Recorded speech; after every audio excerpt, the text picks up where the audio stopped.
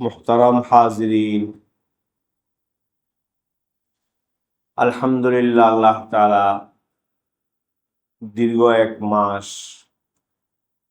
সিয়াম সাধনার পর আল্লাহ তাআলা আমাদেরকে এই দ্বীনি মজলিসে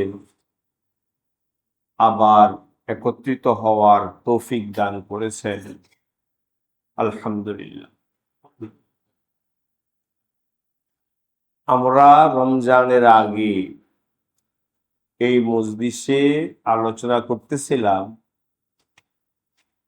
আরকানুল ঈমান সম্পর্কে। আরকানুল ঈমান অর্থ ঈমানের মূল খুঁটি, মূল স্তম্ভ কয়টা এবং কি কি। এই যে ঈমানের প্রাসাদ, এই ঈমানের প্রাসাদটা কয়টা খুঁটি স্তম্ভের উপর স্থাপন, এটাকে আরবিতে বলে আরকানুল ঈমান। ঈমানের রোকন কয়টা এবং কি কি। তো আমরা সেখানে আলোচনা করেছিলাম যে ঈমানের প্রথম রোকন হলো ঈমান বিল্লাহ, আমানতু বিল্লাহ, আল্লাহর অস্তিত্ব এবং আল্লাহ তাআলার একত্ববাদে বিশ্বাস করা। আল্লাহ তাআলা তার অস্তিত্ব বিদ্যমানতায় এক অদ্বিতীয়, এক অদ্বিতীয়। তিনি অস্তিত্ব একজন এবং গুণ বৈশিষ্ট্যের দিক থেকেও আল্লাহ তাআলা এক অদ্বিতীয়। এটা হলো ঈমান বিল্লাহ, আল্লাহর প্রতি ঈমান।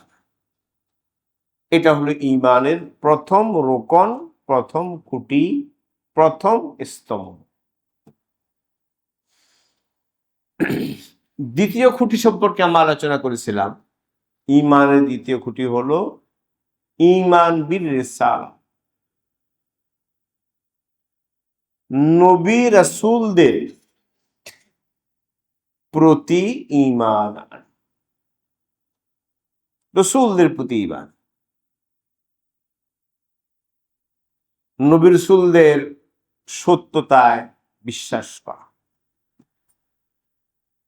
তো এই নবী রাসূলদের প্রতি ঈমান আনার অর্থ কি এবং এই ঈমান আনার কয়টা দিক, নবীর প্রতি ঈমান আনার কয়টা দিক, এ সম্পর্কে আমরা এ রমজানের আগের বিভিন্ন মজলিসে আলোচনা করেছি। যে নবীদের প্রতি ঈমান আনার অর্থ কি, কোন কোন বিষয়ে ঈমান আনতাম, সেগুলো আমরা আলোচনা করেছি। আজকে যেটা আমরা আলোচনা করব বিশেষভাবে সেটা হলো আমাদের নবীজি সাল্লাল্লাহু আলাইহি ওয়াসাল্লাম, সর্বশেষ নবীজি, এই আমাদের নবীজি সম্পর্কে আমাদের কি কি ঈমান থাকা দরকার, এটা বিশেষ। একটা হলো নবী রাসূলদের প্রতি ঈমান আনা, আর একটা হলো আমাদের নবীজির প্রতি ঈমান।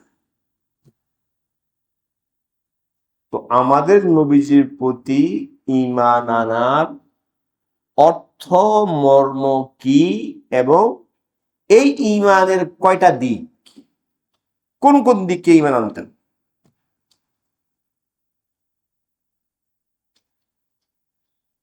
মুসনাদে আহমদ ইবনে হাম্বলের একটা বর্ণনা এসেছে, দুর্বল বর্ণনা, সে বর্ণনা এসেছে আল্লাহ তাআলা 1,24,000 নবী পয়গম্বর পাঠিয়েছে। তো এই নবী পয়গম্বরদের মধ্যে প্রথম নবী আদি পিতা হযরত আদম আলাইহিস সালাম, তিনি নবী। তাকে নবী বলে আমরা বিশ্বাস করি। তিনি নবী, তিনি নিষ্পাপ আল্লাহর নবী ছিলেন। এই নবুয়তের যে ধারা হযরত আদম আলাইহিস সালাম থেকে শুরু হলো, এই নবুয়তের ধারার পূর্ণতা এবং সমাপ্তি ঘটেছে আমাদের নবীজি মুহাম্মদুর রাসূলুল্লাহ সাল্লাল্লাহু আলাইহি সাল্লামের আগমনে। নবুয়তের ধারাটা পূর্ণ হল, কি হলো? পরিপূর্ণ হয়ে গেছে, সুসমাপ্ত হয়ে গেছে। এই নবুয়তের ধারা পরিপূর্ণ হওয়া, সুসমাপ্ত হওয়া, এটা কার উপর হলো? আমাদের নবীজির আগমনের মাধ্যমে হলো। কাজে আমাদের নবী সর্বশেষ নবী এবং এই ধারার সর্বশ্রেষ্ঠ নবী। বুঝলেন না কথাটা? এটা আমাদের ঈমান। এই যে নবুয়তের ধারা, হাজার নবী আসলেন, একই সময় একাধিক নবী এসেছেন। এই পুরা নবুয়তের ধারা, এই ধারার পূর্ণতা এবং সমাপ্তি ঘটেছে আমাদের নবীজি। কাজে আমাদের নবী হলেন এই ধারার পরিপূর্ণ নবী এবং সর্বশেষ নবী, সর্বশ্রেষ্ঠ নবী। ঠিক আছে? তারপর আর কোন নবী রাসূল আসবে না। এটা হলো আমাদের নবীজির ব্যাপারে মৌলিক বিশ্বাস। খেয়াল থাকবে, কি বিশ্বাস? আমাদের নবীজি নবুয়তের ধারার পরিপূর্ণ ব্যক্তিত্ব। যখন কোনো কিছু পরিপূর্ণ হয় তো কি হয়? শেষ। এটা পরিপূর্ণ হয়ে গেছে, শেষ হয়ে গেছে। বাজার জমতেছে, গ্রামে বাজার হয় না, হাট লাগে না, হাট বারে, হাট দেখছেন না গ্রামগঞ্জে? হাট বারে বাজার বসে। এখন তো সারা বাংলাদেশের সবসময় বাজার, কিন্তু আমরাও দেখি যে ছোটকালেও বাজার বসতেছে বসতেছে, বাজার জমতেছে। তো এক সময় খুব বাজার জমে পূর্ণ হয়ে গেছে, হয় না? যখন পূর্ণ হলো তার মানে কি? একদম সমাপ্ত হয়ে গেল। যখন পূর্ণ হলো বা সমাপ্ত, আর নেই কিছু। দুনিয়াতে যত আলো আছে, আলো, আলোক রশ্মি, আলো, সব আলোর পূর্ণতা সূর্য। কে? সব আলো পরিপূর্ণ হয়ে গেছে কোথায়? সূর্য। সূর্য যখন উঠলো, উদিত হলো, যত আলো আপনি লাগাইছেন সব কি হয়ে গেছে? এর সামনে নিষ্প্রভ হয়ে গেছে। তো এখানে এসে সব আলো পূর্ণ হয়ে গেছে সূর্যের উপর। যখন পূর্ণ হয়ে গেল, শেষ হয়ে গেল। এখানে আলো, আয়ের পরে এখন আলো নাই। আর এসে বড় আলো কি? তো পূর্ণতা মানি সুসমাপ্তি। কি পূর্ণতা মানি? কি সুসমাপ্তি। তো নবুয়তের ধারা পরিপূর্ণ হয়ে গেল আমাদের নবীজির পর এবং সুসমাপ্ত হয়ে গেল আমাদের নবীজির উপর। যে আমাদের নবী পরিপূর্ণ নবী এবং সর্বশ্রেষ্ঠ নবী, সর্বশেষ। ঠিক আছে? আমাদের নবীর ব্যাপারে এই বিশ্বাস রাখতাম। আমাদের নবী শুধু নবী, এটুক বিশ্বাস থাকলে ঈমান হবে। কি হবে না? হয় না ঈমান। আমাদের নবী সম্পর্কে ঈমান থাকতে হবে তিনি পরিপূর্ণ নবী, একদম পরিপূর্ণ। নবুয়তের পূর্ণতা এখানে হয়ে গেছে। এবং নবুয়তের যত গুণ ও বৈশিষ্ট্য আছে নবী হওয়ার জন্য, যোগ্যতা, নবী হওয়ার জন্য যত যোগ্যতা দরকার, যত গুণ বৈশিষ্ট্য দরকার, সব যোগ্যতা, সব গুণ বৈশিষ্ট্য আমাদের নবীজির উপর পূর্ণ হয়ে গেছে। এবার এখানে সমাপ্ত হয়ে গেছে। বুঝছেন কথা? এটা বিষয়। এবং আমাদের নবী সর্বশ্রেষ্ঠ নবী এবং সর্বশেষ নবী। ঠিক আছে? তারপর আর কোন নবী আসবে। এখন কথা হলো, এটা আমাদের বিশ্বাস, এটা আমাদের কি, এর মধ্যে ঘাটতি থাকলে, এই বিশ্বাস বললাম, ঘাটতি থাকলে, কোন ধরনের সন্দেহ সংশয় থাকলে, দোদুল্যমনা থাকলে এই ইমান নেই, ইমান হয়নি। ইমান বলে কোনটাকে? পরিপূর্ণ বিশ্বাস। এটা আমাদের নবীজি সর্বশ্রেষ্ঠ নবী, সর্বশেষ নবী, তারপর আর কোন নবী নাই, এই কথাটা পূর্ণ বিশ্বাস করত।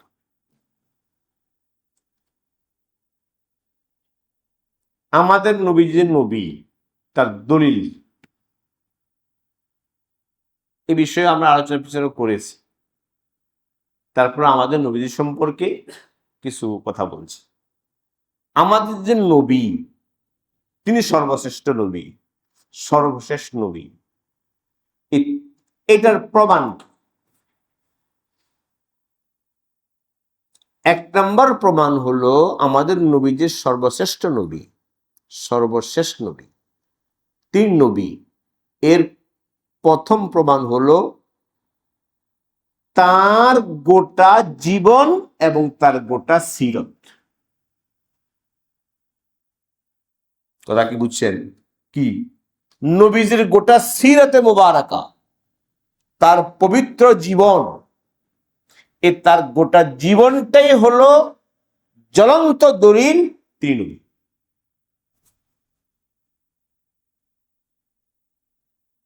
আপনি নবীজির সিরতে মুবারাকা পড়বেন, সিরতের প্রত্যেকটা কথা আমাকে আপনাকে বলবে ও সত্য। কথা বুঝতে পারছেন? রাসূল করিম সাল্লাল্লাহু আলাইহি ওয়াসাল্লাম, আপনারা জানেন রাসূল করিম সাল্লাল্লাহু আলাইহি সাল্লামকে মক্কার কাফেররা নবুয়ত প্রাপ্তির আগে, নবীজি 40 বছর ছিলেন আরবের সমাজ, মক্কার সমাজ। কয় বছর? 40। নবীজির জন্ম, নবীজির শৈশব, নবীজির কৈশোর, নবীজির যৌবন, নবীজির বিবাহ, নবীজির ব্যবসা বাণিজ্য,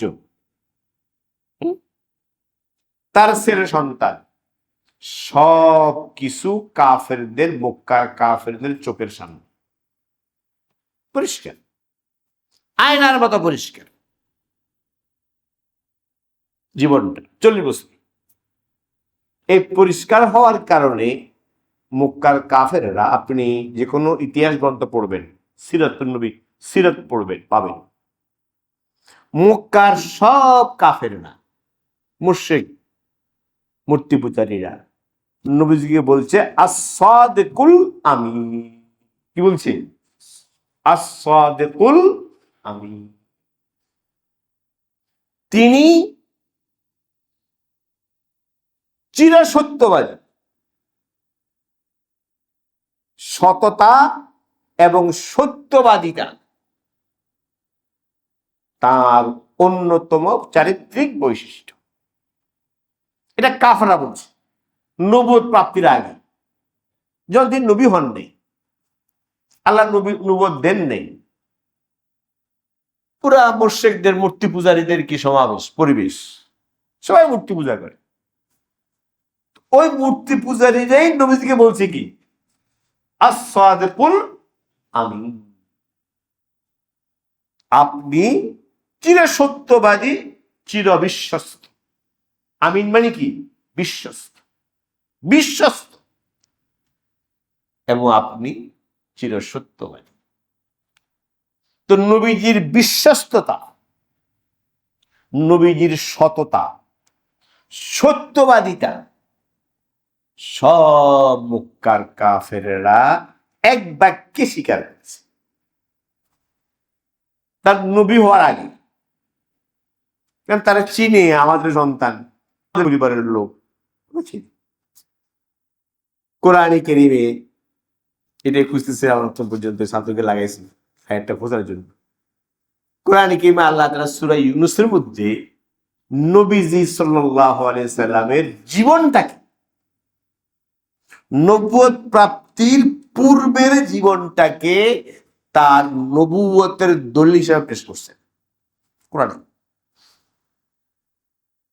কি বলছেন আল্লাহ তাআলা?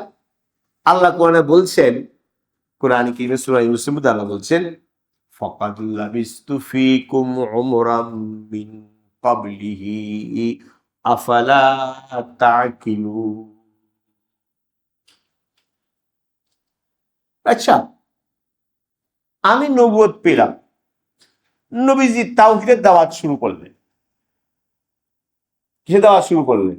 তাওহীদের দাওয়াত শুরু করলেন, ঈমানের দাওয়াত শুরু করলেন।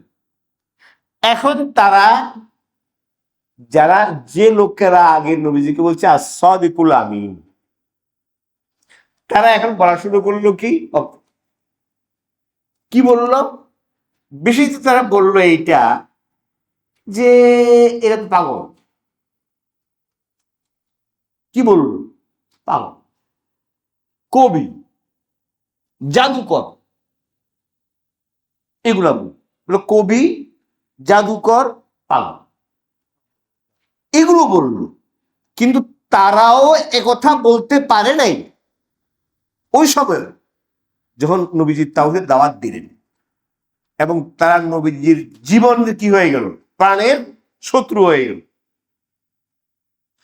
তখনও এটা বলে নাই আপনি তো মিথ্যাবাদী,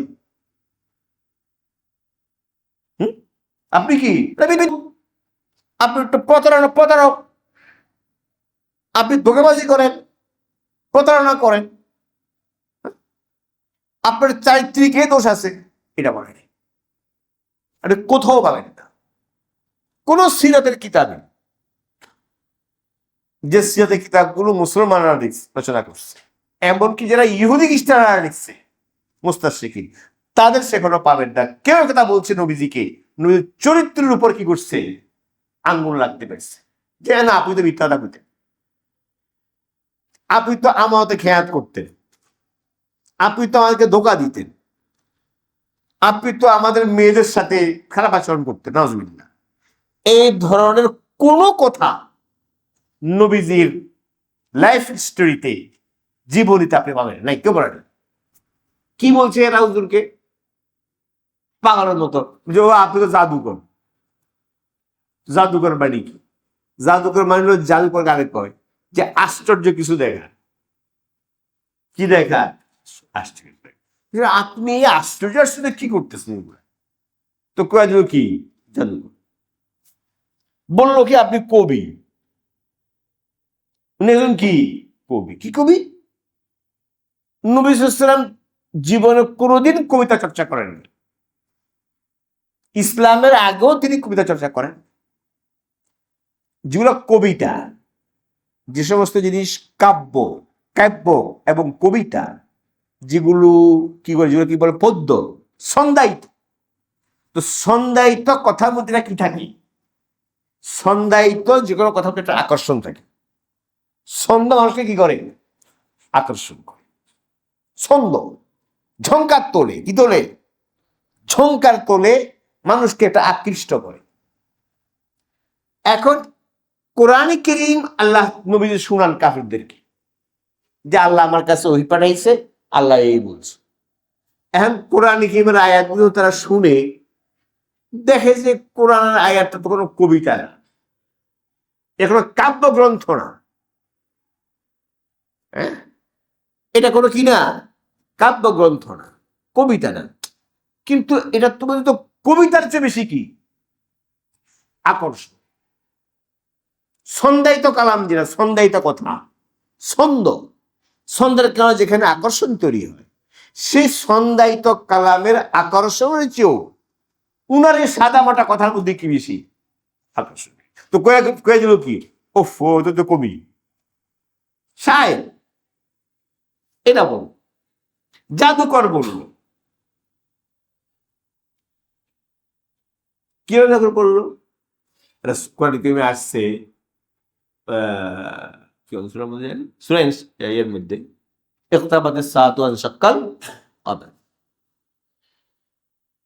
নবী সাল্লাল্লাহু আলাইহি ওয়াসাল্লাম একদিন রাতের বেলা মিনায় ছিলেন, যারা হজের গান পোস্ট করতে গেছেন মিনাতে। তো নবী সাল্লাল্লাহু আলাইহি ওয়াসাল্লামের কাছে তারা বিভিন্ন সময় বিভিন্ন আবদার করতো, বলে আপনি নবী, তো কিছু দেখান, আল্লাহকে কিছু দেখান। তো রাসূল করিম সাল্লাল্লাহু আলাইহি ওয়াসাল্লাম আকাশের চাঁদ, একেবারে আকাশে পূর্ণিমার চাঁদ থলথল করতেছে, নবীজি আকাশের দিকে আঙ্গুল দিয়া ইশারা করলেন ওই চাঁদের দিকে। ওদের চোখের সামনে চাঁদটা দুই ফালি হয়ে গেল। কয় ফালি? দুই ফালি। এনসাক্কাল কামার, চাঁদটা ফেটে গেল, দুই ফালি হয়ে গেল। এরা করলো কি, ওফো জাদুকর তো দেখব। তো তারা নবীজিকে জাদুকর বলল, কবি বলল, এমনকি পাগলও বলল, কিন্তু এ কথা বলতে পারে নাই আপনার চরিত্র দোষ আছে, আপনি ঝগড়াটে, আপনি নাউজুবিল্লাহ, আপনি আপনার মধ্যে কি বলবো শব্দ, নারী আসক্তি আছে, আপনি মেয়েদের সাথে খারাপ আচরণ করেন, বা আপনি মিথ্যা বলেন, আপনি ধোঁকা দেন, আপনি খেয়ানত করেন, এই ধরনের কোন অভিযোগ নবীজির নবুয়ত প্রাপ্তির আগেও কোন কাফের করে, পরেও করেন। এই জন্য আল্লাহ তাআলা কোরআনে কারীমে নবীজির পুরা জীবনটাকে পেশ করেছেন, দেখো আমার পুরা জীবনটাই প্রমাণ আমি সত্য নই।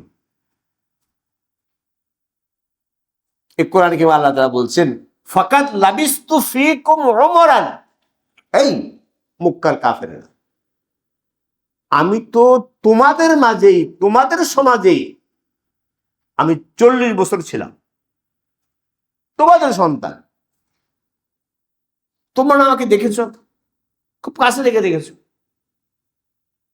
তো তারপরেও কি তোমরা বুঝো না? আফালা তাকিলুন, তোমাদেরকে মাথার মধ্যে কোনো মগজ নাই? যদি আমার মধ্যে কোনো দুরম্বই থাকতো, প্রতারণা থাকতো, তো তোমরা তো বলতা। তোমরা তো আমাকে সবাই কি বলছো, আস-সাদিকুল আমিন। কথা লম্বা হয়ে গেছে। যেটা বললাম, নবী সাল্লাল্লাহু আলাইহি সাল্লামের নবুয়তের প্রথম দলিল হইল নবীজির খোদ জীবনটা, নবীজির সিরাতে মুবারাকা, তার নবুয়ত প্রাপ্তির আগের জীবন এবং নবুয়ত প্রাপ্তির পরের জীবন, পুরা জীবন লাইফটাই তিনটে সত্যবাদী নবী একতার জ্বলন্ত প্রমাণ, আর কিছু লাগে না। তার সততা, তার ন্যায়পরায়ণতা, তার সত্যবাদিতা স্বীকৃত।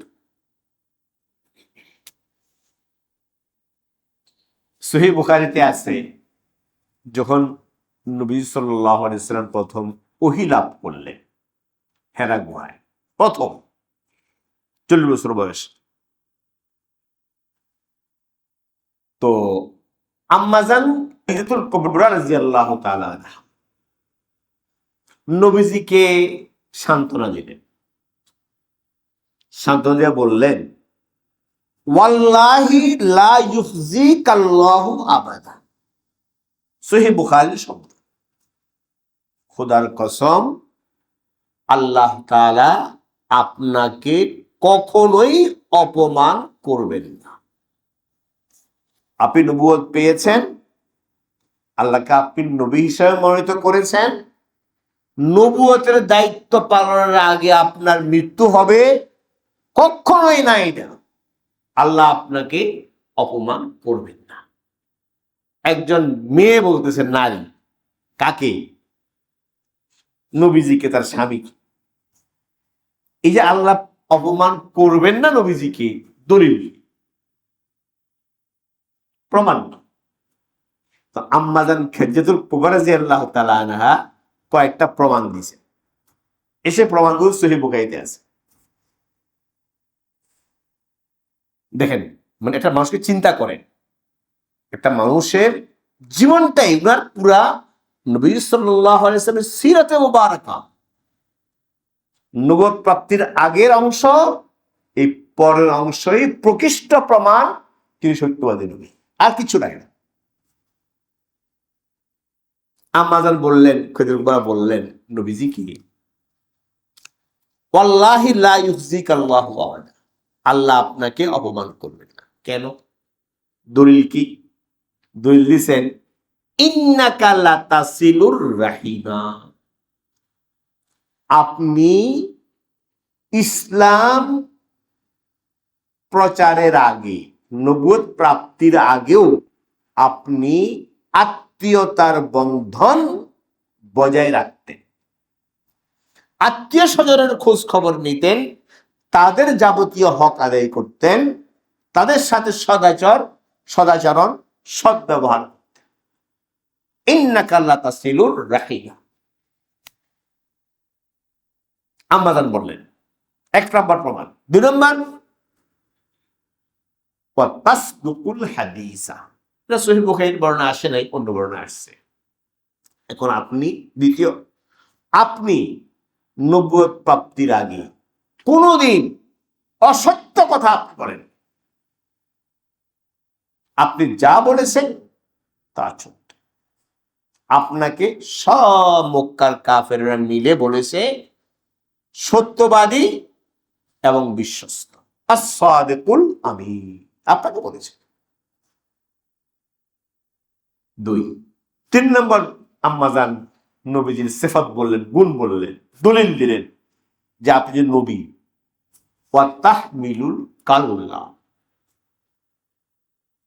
যারা সমাজের বোঝা, কিছু লোক আছে যারা অকর্মণ্য, কাজ করতে পারে না, ল্যাংড়া, খোড়া, আতু আছে না, যারা কোনো কাজ করতে পারে না, পরিবারের জন্য বোঝা, ল্যাংড়া ছেলে মা বাবার জন্য বোঝা,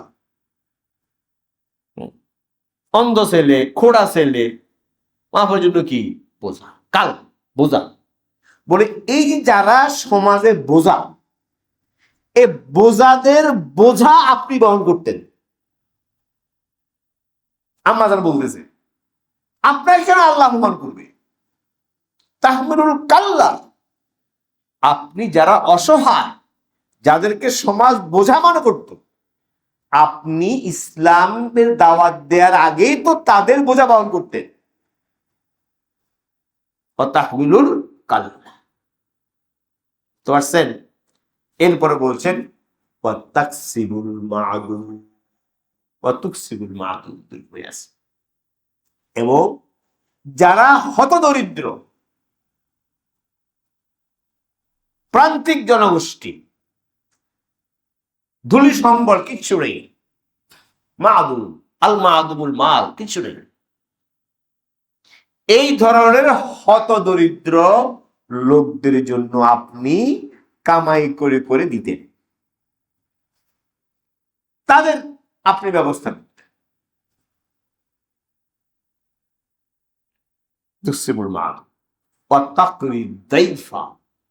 আপনি মেহমানের মেহমানদারি করতেন। মেহমান আসলে আপনার মনটা খুশি হয়ে যেত, কারণ তোর যদি মেহমান আসলে মনটা নারাজ হয়, ছোট হয়, তো বুঝতে হবে এই লোকের পোড়া পোকা, কপাল কি হয়েছে, পুড়ছে। মেহমান আসলে খুশি হইতে হবে।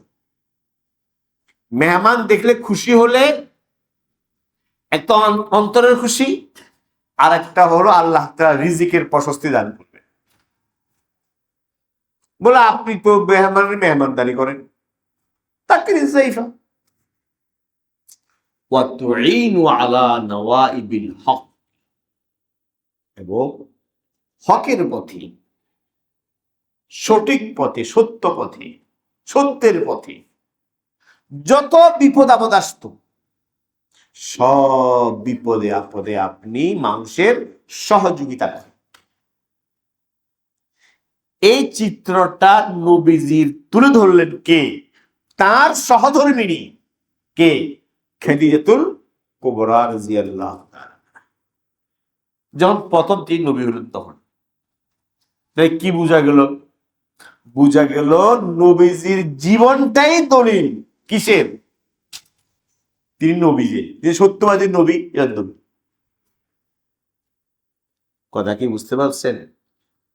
তো রাসূল করিম সাল্লাল্লাহু আলাইহি ওয়াসাল্লামের নবুয়তের প্রথম দলিল, খেয়াল রাখবেন, প্রথম দলিল হলো নবীজির নিজের সিরাতে মুবারক।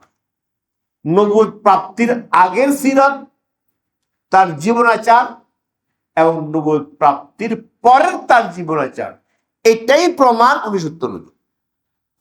তার আখলাক, চরিত্র, চরিত্র সুষমা, উন্নত আখলাক, উন্নত চরিত্র, তার সততা, সত্যবাদিতা, ন্যায়পরায়ণতা, তার পরোপকার, মানুষের প্রতি কল্যাণ কামনা, যেটা বললেন আম্মা জান, এটাই প্রমাণ তিনি সত্য।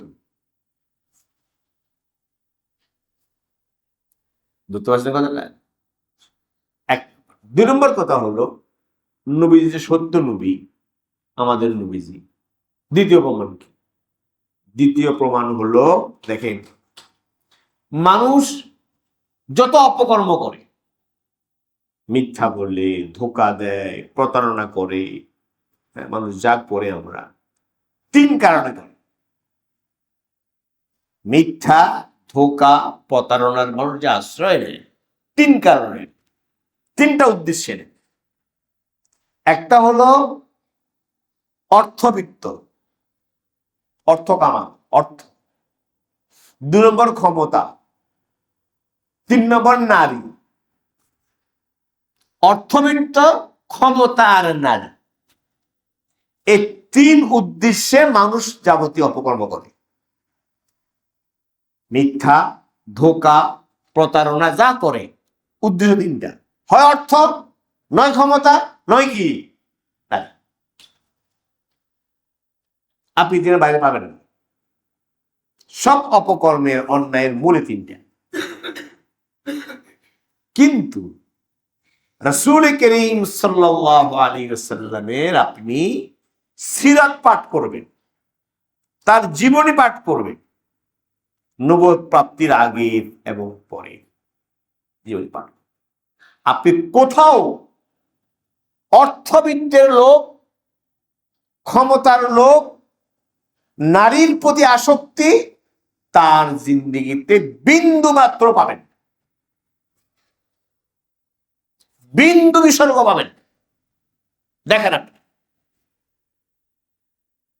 অর্থবিত্তের লোক, ক্ষমতার মোহ, নারী আসক্তি, আর পাবেন।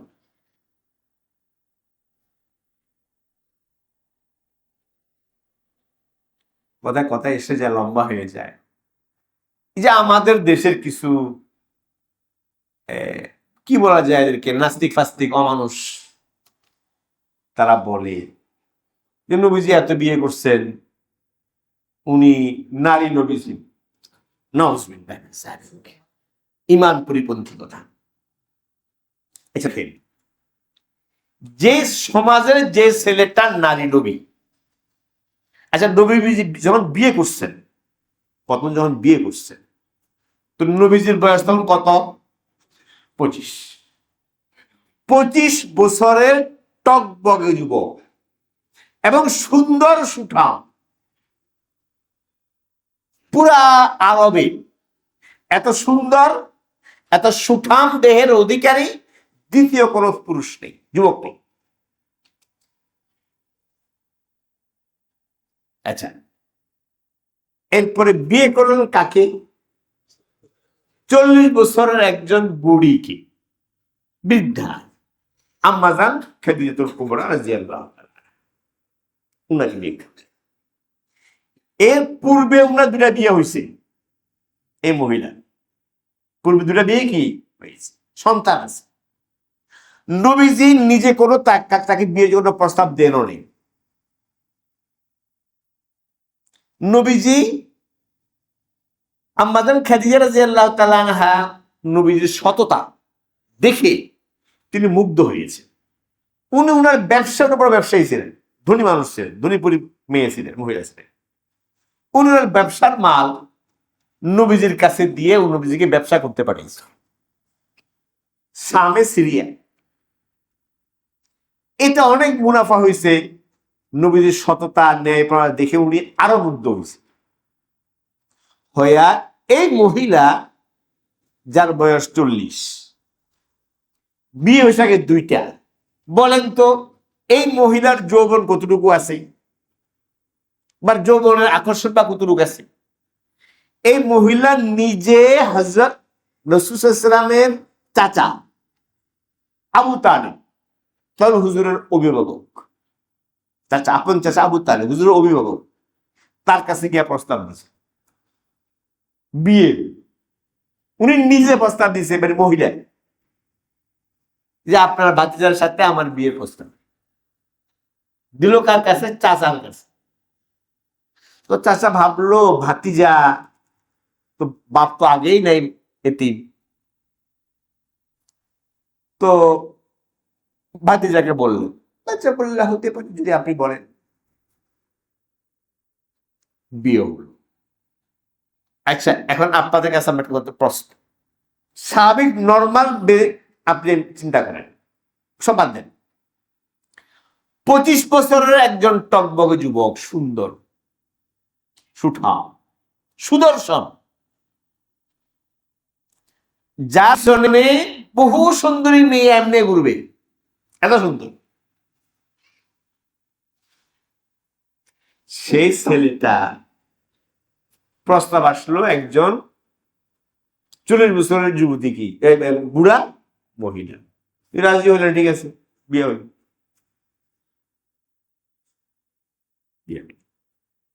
তো পুরো নবীজি খাদিজাতুল কুবরা একজন প্রৌঢ়া নারীর সাথে পুরা যৌবন কাল অতিবাহিত করলেন।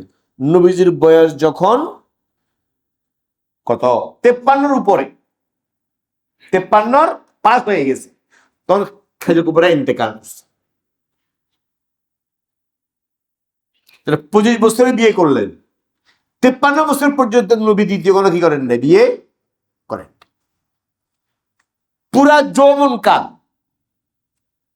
যেটা বসন্তকাল, পুরা যৌবনের বসন্তটা ব্যয় করেন কার কাছে? একটা প্রৌঢ়া, দুইটা বিয়ে হয়েছে এরকম কি মেয়ের সাথে। এখন যারা নারী লোভী, কোন নারী লোভী ছেলে, আপনি ধরেন আপনি নাস্তিক, ইসলাম দ্রোহী, খবিস, তোমার আমি প্রস্তাব দিই, তুমি 25 বছর বয়সে একটা 40 বছরের মেয়ে বিয়ে করবা? বুঝলেন না কথা? কোন নারী লোভী ছেলে, কোন নারী লোভী ছেলে, সে যুবক, সে একটা প্রৌঢ়া বিধবা মেয়ে বিয়ে করবে 40 বছর? তুমি করবা? তাই খবিস, তুই করবি, তুই বললি।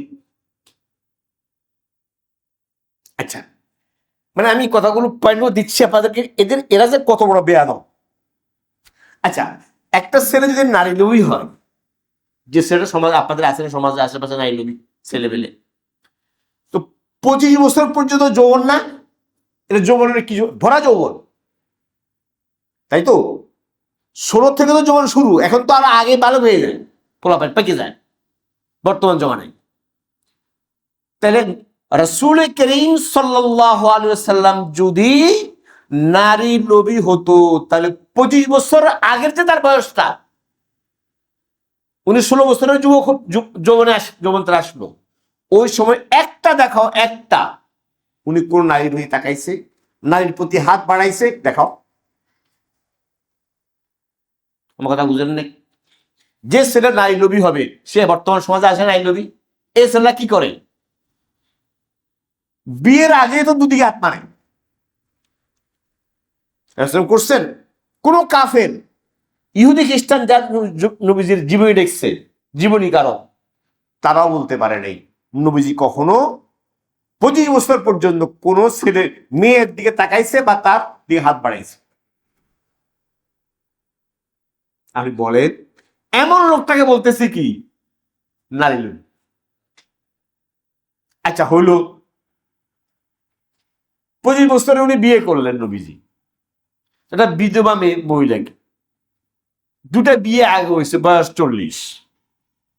তা একটা নারী লোভী ছেলে সে তার পুরো যৌবন কালটা একটা বিধবা মেয়ের উপর কাটাবে? যে ছেলে নারী লোভী প্রতিদিন থাকবে সে কি আরেকটা বিয়ে করতে পারবে না? রাসূলুল্লাহ তো কুরাইশের ছেলে, মানে সবচেয়ে উচ্চ কুলীন বংশের ছেলে, এবং কুরাইশের মধ্যে সবচেয়ে কুলীন হলো বনু হাশেম।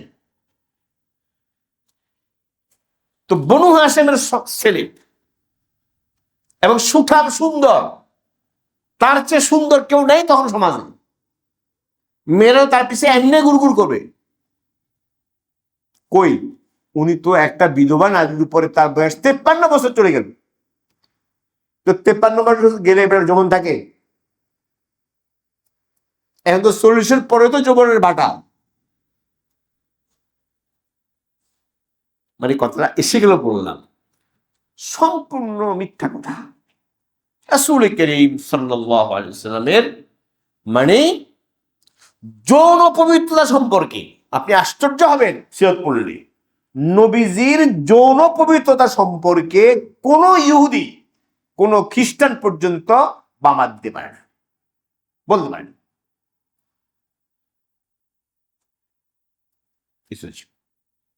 তো কথা অনেক লম্বা হলো। যেটা বলতে চাইলাম সেটা হলো নবীজির নবুয়তের সবচেয়ে বড় প্রমাণ কি? খোদ নবীজির জীবনটা, তার সততা, সত্যবাদিতা, তার বিশ্বস্ততা, তার ন্যায়পরায়ণতা, তার জনসেবা, হ্যাঁ, তার উন্নত চরিত্র, তার চরিত্র সুষমা, চরিত্র মাধুরী, এটাই প্রমাণ তার নবুয়তের। এই নবী সত্যবাদী। আর এটাই কোরআন কি আল্লাহ তাআলা বলছেন, তাই তোমরা এখন আমারে বলো আমি জাদুকর, আমি কবি, আমি পাগল। আমি না 40 বছর তোমাদের মধ্যে ছিলাম, এখন বলো কেন? দ্বিতীয় যে দলিলটা বলতেছিলাম কতখান থেকে লম্বা হয়ে গেল, সেটা হলো যে মানুষ যত অপকর্ম করে, এই অপকর্মগুলো করে 3টা কারণ। একটা হলো কি বললাম অর্থ, আর একটা হলো ক্ষমতা, আর একটা হলো নারী। অর্থবিত্তের লোভ, ক্ষমতার মোহ, নারী লিপ্সা, এই 3 কারণে মানুষ অপরাধ করে। রাসূল করিম সাল্লাল্লাহু আলাইহি ওয়াসাল্লামের জিন্দেগিতে এই 3টা অর্থবিত্তের লোভ, ক্ষমতার মোহ, নারী লিপ্সার কোন বিন্দু বিসর্গ ছিল না।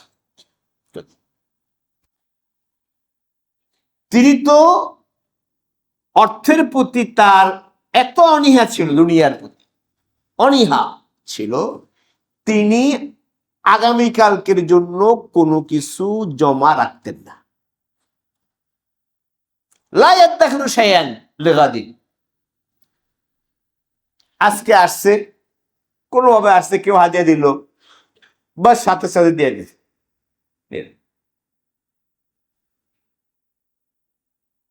একদিন হাদিস শরীফে আসছে, আল্লাহ, কোথাও থেকে টাকা ছিল, স্বর্ণ মুদ্রা ছিল, ঘরে রয়ে গেছে, সোনার একটা পাতের মতো। নামাজ পড়তে আসছে, জুমা নামাজ পড়ার যখন মেহরাবা দাঁড়াইছে, খেয়াল পড়ছে ঘরতে কি রয়ে গেল, স্বর্ণ মুদ্রা রয়ে গেল। বলে দাঁড়াও, সবার জায়গা দাঁড়াও। ঘরে গেছে দাঁড়াইয়া গিয়া ওই স্বর্ণ মুদ্রা দিয়া এরপর আসছে।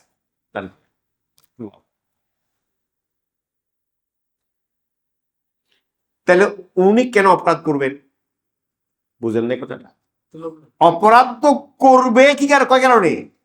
3 কারণে। অর্থলোভ,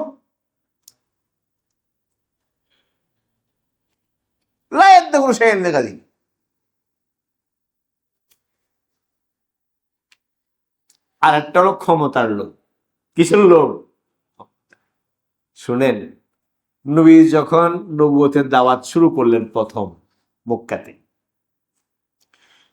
সত্য আপনি যদি অন্ধকারের মধ্যে বাতি জ্বালান, আলো জ্বালান, তো অন্ধকার তো এমনি নিববে, দূর হয়ে যাবে না? আপনি কি লাঠিতে পিটাইলে কি অন্ধকার বন্ধ হবে? আলো কি নিববে না, এটা চলছে।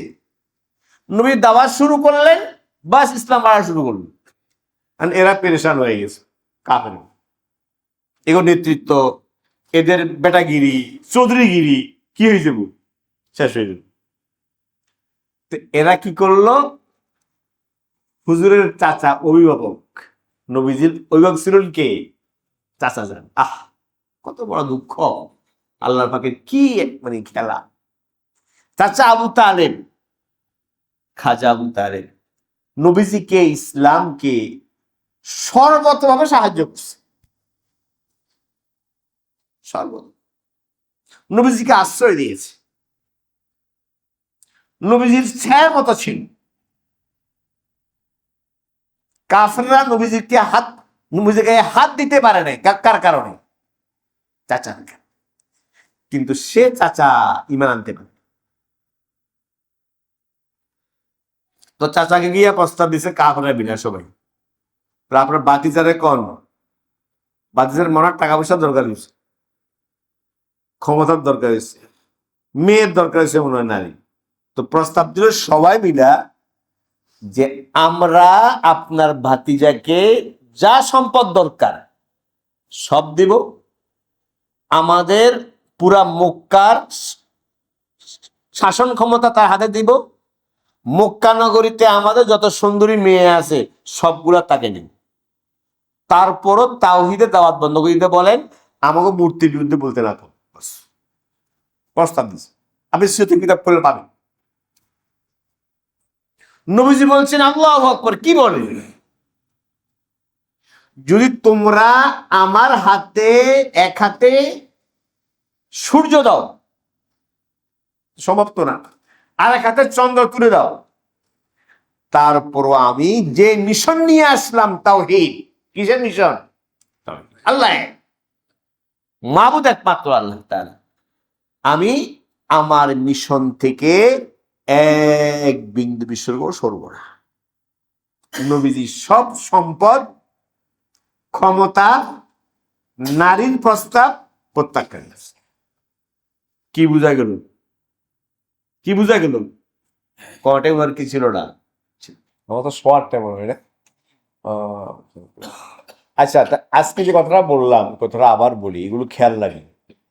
আমরা বলছিলাম নবীর প্রতি ঈমান সম্পর্কে। তো আমাদের নবীজির প্রতি যে ঈমান, আমাদের নবীজির প্রতি ঈমান আনার অর্থ হলো একথা বিশ্বাস করা আমাদের নবীজি হলেন সর্বশ্রেষ্ঠ নবী এবং সর্বশেষ নবী, তারপর আর কোনো নতুন নবী আসবে না। এটা আমাদের নবীজির প্রতি আমাদের কি ঈমান। এরপরে আলোচনা করছিলাম আমাদের নবী যে নবী, সত্য নবী, তার দলিল। তো 1 নম্বর দলিল বলছি খোদ নবী সাল্লাল্লাহু আলাইহি ওয়াসাল্লামের কি জীবন চরিত্র, কি তার গোটা জীবন, তার জীবন চরিত্রটাই হলো খোলা কিতাব। কি কিতাব? খোলা কিতাব। আপনি কি দেখতে চান? পুরা জীবন শরীফ নবীজির সিরাতে মুবারাকা, নবুয়ত প্রাপ্তির আগের জীবন এবং নবুয়ত প্রাপ্তির পরের জীবন। আপনি সিরাতে মুবারাকা পড়েন, এটাই আপনাকে বলবে যে হ্যাঁ উনি সত্য নবী। তা আমাদের নবীজির নবুয়তের 1 নম্বর দলিল কি বললাম? নবীজির সিরাতে মুবারাকা, জীবন চরিত, এবং এটা দলিল হিসেবে খোদ আল্লাহ নিজে কোরআন শরীফে বলছে। বুঝে বললাম। 2 নম্বর দলিল দিলাম এটা আমার জন্য সত্যি। দ্বিতীয় দলিল হলো এইটা যে মানুষ যত অপরাধ করে, অন্যায় করে, এর কারণ কয়টা? 3টা। একটা হলো অর্থবিত্ত, আর হলো ক্ষমতার লোভ, আর হলো নারী লিপ্সা। মক্কার পুরা আরবের সবাই মিলা নবীজির সামনে 3টা পেশ করছে। বলছে আপনার সব অর্থ দেব, মক্কার রাজত্ব আপনাকে দেব, যত সুন্দরী রমণী আছে সব আপনাকে দেব, আপনি শুধু তাওহীদের দাওয়াতটা বন্ধ করে দেন। তাওহীদের দাওয়াত বন্ধ করে দেন, আমাকে যে মূর্তির বিরুদ্ধে বলেন না। আর সবটা প্রত্যাখ্যান করছে। এইটাই দলিল কি নবী, সত্য নবী। উনার উদ্দেশ্য কি নয়, অর্থ নয়, ক্ষমতাও নয়, নারীও কি। এখন এক গোষ্ঠী বেরোইছে যে আগে ক্ষমতা যায় পরে ইসলাম কায়েম করবো, বেরোছে না? ক্ষমতা যায় লই পরে ইসলাম কায়েম করে করবে ইনশাল্লাহ। ধোকাবাজ। রাসূল তো ক্ষমতাকে সাধছে, উনি বলেন নেই না, এখানে ক্ষমতা গেলে ইসলাম হবে না। যারা ক্ষমতায় যাওয়ার জন্য ইসলাম বিসর্জন দিল, কি জন্য? ক্ষমতায় যাওয়ার জন্য, আমেরিকার ভারতকে খুশি করার জন্য, খুশি করে কি যাওয়ার জন্য, ক্ষমতা যাওয়ার জন্য কি করলো? ইসলাম বিসর্জন দিল, ইসলামের নামটা যদি বাদ দিয়ে দিচ্ছে, শুধু আমেরিকা যেন খুশি থাকে। তো ওরা ক্ষমতা টিকে থাকার জন্য কি করবে? ওরা কি ইসলাম কায়েম করবে? টিকে থাকার জন্য কি করবে? টিকে থাকার জন্য কোনো খোদা মানবে, আমেরিকারে খোদা বলবে। এটাই ইসলাম সিরত থেকে বোঝা যায়। রাসূল গ্রহণ করেন না, আমার অর্থ আমার ক্ষমতার দরকার নেই, আমাকে আল্লাহ যে হুকুম দিচ্ছে তাওহীদ, ওটা ব্যবস্থা করো। তো আজকে সময় কম, এই 2টা দলিল দিলাম আমাদের নবীজি কি নবী, সত্য। তো আমরা আলোচনা চলতেছে আমাদের আরকানুল ঈমান সম্পর্কে। কি সম্পর্কে বলেন? আরকানুল ঈমান, ঈমানের রোকন কি কি। ঈমানের প্রথম রোকন, প্রথম স্তম্ভ ঈমান বিল্লাহ, আল্লাহর প্রতি কি আনা ঈমান। দ্বিতীয় স্তম্ভ হলো ঈমান বিল রিসালাহ, রাসূলদের প্রতি কি আনা। এই রাসূলদের প্রতি ঈমান আনার একটা বড় অংশ হলো আমাদের নবীজিকে সর্বশ্রেষ্ঠ নবী এবং সর্বশেষ নবী হিসেবে কি করা, বিশ্বাস করা।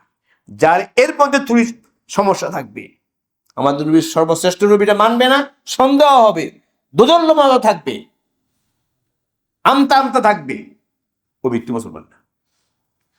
আমাদের নবীর সর্বশ্রেষ্ঠ নবী, উনি সর্বশেষ নবী, এই ব্যাপারে অকাট্য কি থাকতে হবে ঈমান। আর যে তার নবী, এই নবীর কয়টা দলিল পেশ করলাম? 2টা। একটা আমরা বললাম নবীজির খুদ সিরত, তার জীবন চরিত, তিনি সত্য নবীর কি দলিল। 2 নম্বর বললাম, ওই যে বললাম যে খুদ কাফেরাই উনাকে বলছে কি দিবে, সব দিবে, অর্থও দিবে, ক্ষমতাও দিবে, নারীও দিবে, সব প্রত্যাখ্যান করছে। বাকিরা ইনশাআল্লাহ আগামী মজলিসে বলবো। খেয়াল রাখবেন, এগুলো সব ঈমানি আলোচনা। এগুলো কি আসবে, এগুলো সস্তা ওয়াজ না, মাঠে ঘাটে সস্তা কি না ওয়াজ না, এগুলো ঈমানি আলোচনা। আর সময় কম, আমরা এই মজলিসে কিছু দোয়ার আলোচনা করি। দোয়া, নবীজির শিখানো দোয়া। তা আজকে একটা দোয়া বলি, আপনারা এই দোয়াটা সবাই শিখেন, আমরা ওকে জানিও সে দোয়াটা পড়েন দেখি আমার সাথে। আল্লাহুম্মা ইন্নী আসআলুকা ইলমান নাফিআ, আল্লাহুম্মা ইন্না নাসআলুকা ইলমান নাফিআ ওয়া রিজকান তাইয়্যিবা ওয়া আমালাম মুতাকাব্বালা। এই দোয়ায় প্রমাণ উনি সত্য নবী। রাসূলের শিখানো প্রত্যেকটা মসনুন দোয়া একটা আলাদা আলাদা নবীর মুজিজা, যে উনি যে নবী তার দলিল। নবী ছাড়া কোন সাধারণ মানুষের পক্ষে এই ভাষায় দোয়া সম্ভব না। কি বলতেছে নবী, এটা নবীজির দোয়া। আবার বলেন, পড়েন, আল্লাহুম্মা ইন্না নাসআলুকা, একা পড়লে ইন্নী আসআলুকা পড়বেন। আল্লাহুম্মা ইন্নী আসআলুকা ইলমান নাফিআ ওয়া রিজকান তাইয়্যিবা ওয়া আমালাম মুতাকাব্বালা। আয় রব, আয় আল্লাহ, ইন্নী আসআলুকা ইলমান নাফিআ, এ আল্লাহ, আয় আল্লাহ, আমি আপনার কাছে উপকারী এলেম চাই। কি এলেম চাই? উপকারী এলেম, যে এলেম দুনিয়াতে আমাকে শান্তি দিবে, নিরাপত্তা দিবে, ইজ্জত দিবে, আখিরাতে মুক্তি দিবে, সে এলেম চাই।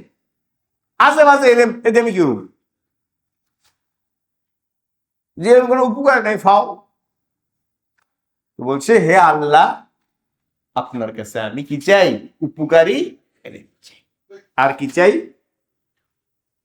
ওয়ারিসকান তাইয়্যিবা, আল্লাহ, আমি আপনার কাছে পবিত্র রিজিক চাই। কি চাই? হারাম না, হারাম রিজিক না, কি চাই? ওয়া আমালাম মুতাকাব্বালা, আর মকবুল আমল চাই, যে আমলে করে যেন কবুল হয়। কবুল হওয়া কি চাই?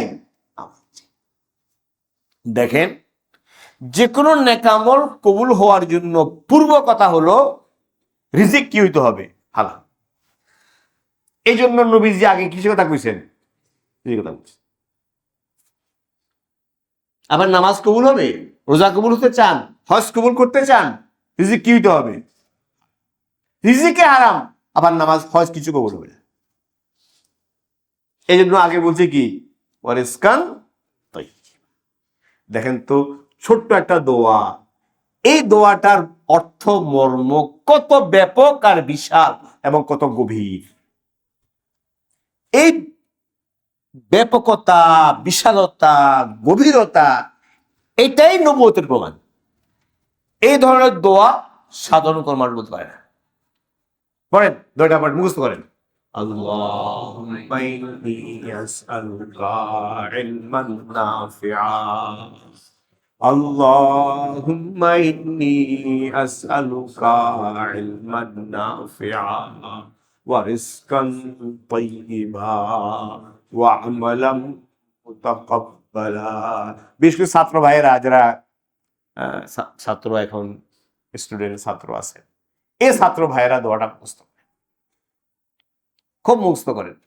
আল্লাহুম্মা ইন্নী আসআলুকা ইলমান নাফিআ ওয়া রিজকান তাইয়্যিবা ওয়া আমালাম মুতাকাব্বালা।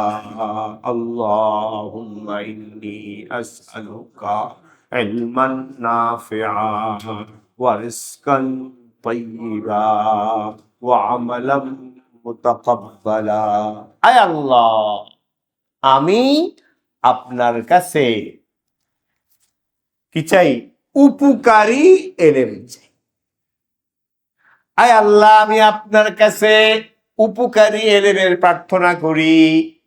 ওয়ারিজকান তাইয়্যিবা, পবিত্র রিজিকের প্রার্থনা করি। ওয়া আমালাম মুতাকাব্বালা, মকবুল আমল প্রার্থনা করি। শুধু আমল করলে তো হবে না, কি হইতে হইব? কবুল হইতে হবে। মকবুল আমল প্রার্থনা করি। আবার পড়েন, আল্লাহুম্মা ইন্নী আসআলুকা ইলমান নাফিআ ওয়া রিজকান তাইয়্যিবা ওয়া আমালাম মুতাকাব্বালা। ঠিক আছে, এখন নামাজ হবে। নামাজের পরেও ইনশাআল্লাহ কিছুক্ষণ বয়ান হবে, আলোচনা হবে, দোয়া হবে এবং আপনাদের জন্য একটু আপ্যায়নও হবে। সবাই থাকবেন, ইনশাআল্লাহ শরীক হবেন।